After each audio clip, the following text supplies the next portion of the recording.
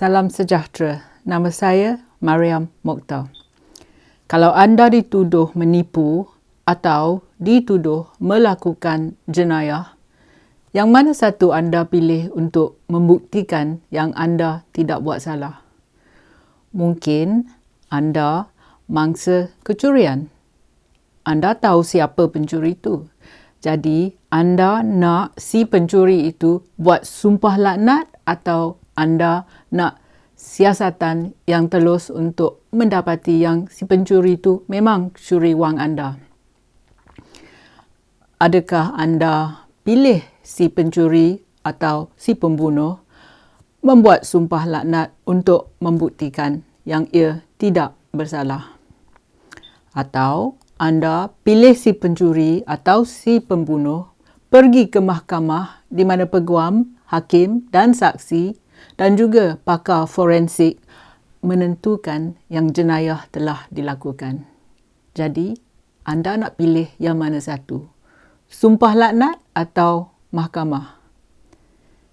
Saya beri 10 alasan supaya anda senang buat keputusan terakhir dan pilih sama ada sumpah laknat atau tidak. Nombor 1. Semalam, Presiden UMNO baru Zahid Hamidi kata yang ia sanggup buat sumpah laknat untuk menafikan dakwaan bekas Perdana Menteri Mahidin Yassin. Mahidin telah tuduh Zahid meminta pertolongan berkaitan perbicaraan kesnya di mahkamah. Buat apa Zahid nak teruk-teruk buat sumpah laknat? Tengok saja rakaman CCTV yang di luar pejabat atau kediaman Mahidin. Tetapi mungkin Zahid terpaksa buat sumpah laknat kerana ia sedar yang CCTV ada masalah. Dalam pentadbiran UMNO baru, ada aja bila seseorang meninggal dunia dalam lokap.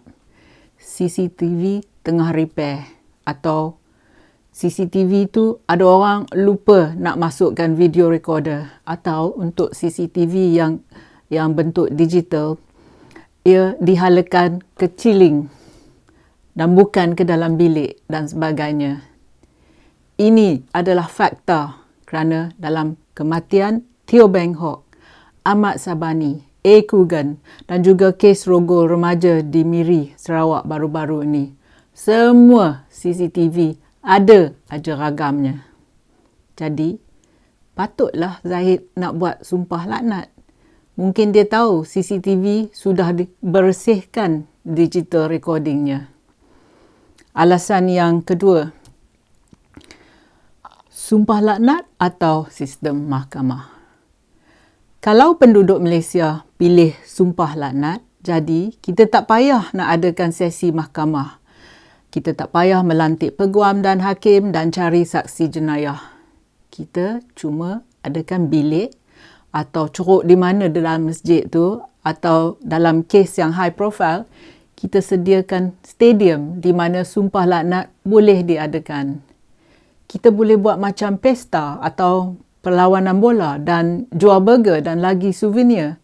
Dan orang yang bukan Islam boleh ambil pertaruhan iaitu making bets untuk menyaksi sumpah laknat tu. Bagus tak untuk publicity dan bisnes kan? Nombor yang ketiga, alasan yang ketiga, pengundi yang bodoh, yang tak ada logik dan akal. Sumpah laknat ni selalu diguna oleh ahli politik yang terdesak. Baru-baru ini, ramai ahli politik UMNO baru suka buat sumpah laknat. Mereka takut masuk penjara atau kena hukum. Mungkin mereka anggap pengundi itu orang yang bodoh dan tidak mempunyai logik dan akal. Mereka berbuat demikian kerana ada juga rakyat Malaysia yang malas nak guna otak untuk berfikir. Itulah sebab ramai ahli politik UMNO baru suka guna sumpah laknat, nak buktikan yang mereka tidak bercakap bohong. Alasan yang keempat, sumpah laknat memperkudakan Islam. Ahli politik yang guna sumpah laknat memperkudakan agama Islam. Apa nak buat kalau ahli politik yang sumpah laknat masih menipu semasa mereka buat sumpah laknat tu. Tetapi kemudiannya secara diam-diam mereka minta ampun dari Tuhan. Terutama sekali apabila mereka pergi menunaikan umrah. Yang teruk tu ialah ramai orang terlalu percaya sangat pada mereka yang buat sumpah laknat. Ada juga rakyat Malaysia yang anggap ahli politik itu tidak bercakap bohong. Alasan yang kelima. Sumpah laknat ni tak datang dengan garanti ya.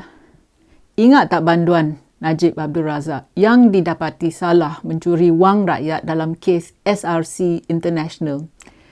Dia kata dia tidak minta dan tidak pernah mengarahkan sesiapa untuk memindahkan 40 juta ringgit wang ke dalam akaun peribadinya. Bila dia dah didapati bersalah oleh hakim, dia kata yang wang yang dalam akaun peribadinya tu telah diguna untuk rumah anak yatim. Tapi masa dulu dia nafi terima wang tu. Yang mana satu betul? Mula-mula dia tipu. Lepas itu dia tuduh anak yatim. Tetapi mahkamah telah dapati ia memang salah. Najib memang kulit tebal dan dia buat sumpah laknat nak tipu lagi.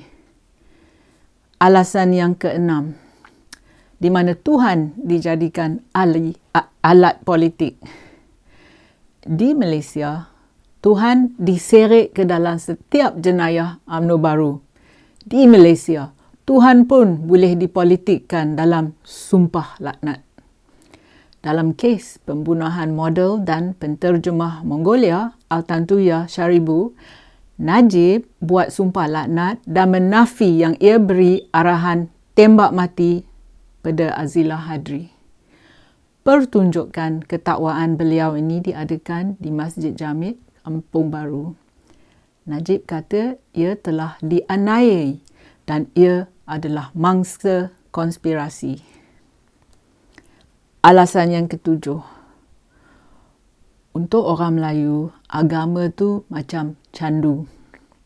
Banduan Najib bukannya bodoh.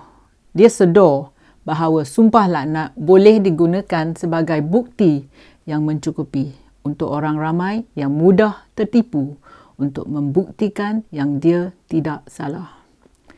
Selepas 6 dekad, UMNO baru berjaya mencuci otak orang Melayu di mana agama umpama candu. Bagi orang Melayu yang taat beragama, sumpah laknat tu sangat memadai. Alasan yang ke-8.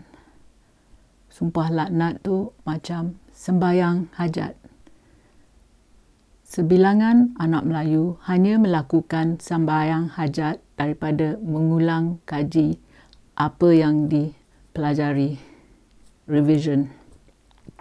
Mereka percaya bahawa Tuhan akan menunaikan hajat mereka untuk lulus peperiksaan. Jika mereka tidak melakukan apa-apa selain dari berdoa dan sembahyang hajat. Perhatikan bagaimana ahli politik UMNO baru yang makan rasuah sering pergi umrah selepas mereka didakwa dengan jenayah yang terdiri daripada pecah amanah jenayah, kepada pengubahan wang haram, kepada penyelewengan wang. Orang biasa pergi umrah buat ibadat. Tapi diorang ni pergi umrah nak minta ampun dari Tuhan. Lepas itu, dah kembali balik ke Malaysia, buat lagi jahat. Alasan yang ke-9. Bayangkan keadaan huru-hara jika mahkamah membenarkan sumpah laknat untuk menafikan pertuduhan jenayah. Kita tidak perlu mengumpul bukti, mengemukakan saksi. Seseorang hanya boleh melakukan sumpah laknat dan kes selesai. Bukankah lagi syok jika semasa membuat sumpah laknat tu, suasana diiringi dengan petir dan kalau yang membuat sumpah laknat tu telah menipu, pendusta tu akan mati disambar. barulah kita akan berpuas hati bahawa Tuhan telah mendengar dan menjatuhkan hukuman yang betul. Yang ke-10. Apa akan terjadi kalau penuduh dan tertuduh buat sumpah laknat?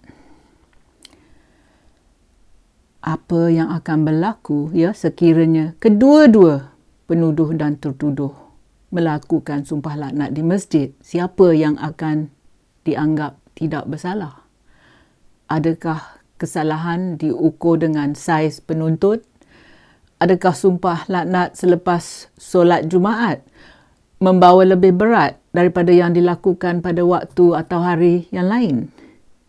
Pada suatu masa dulu di Eropah, mungkin 600 tahun dulu, raja-raja akan menjatuhkan perbicaraan kepada suspek pelbagai jenayah.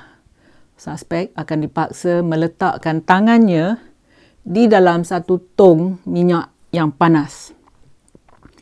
Jika tangan penjenayah tu cedera atau jika Tuhan tidak menyembuhkan luka tu selepas beberapa hari, maka suspek tu dianggap salah melakukan jenayah itu. Jadi, sumpah laknat Malaysia itu perkara kecil jika dibandingkan dengan ujian minyak panas dekat Eropah. Seseorang yang terdesak seperti ahli politik UMNO baru boleh jadi pelakon atau dia sedia berbohong untuk menyelamatkan dirinya dengan sumpah laknat. Jadi, kalau Zahid buat sumpah laknat, anda percaya dia atau tak? Terima kasih kerana sudi menonton. Jumpa lagi. Kalau anda suka video saya, sila tekan like dan subscribe pada channel YouTube saya. Pertimbangkan menyertai laman Patreon saya. Terima kasih.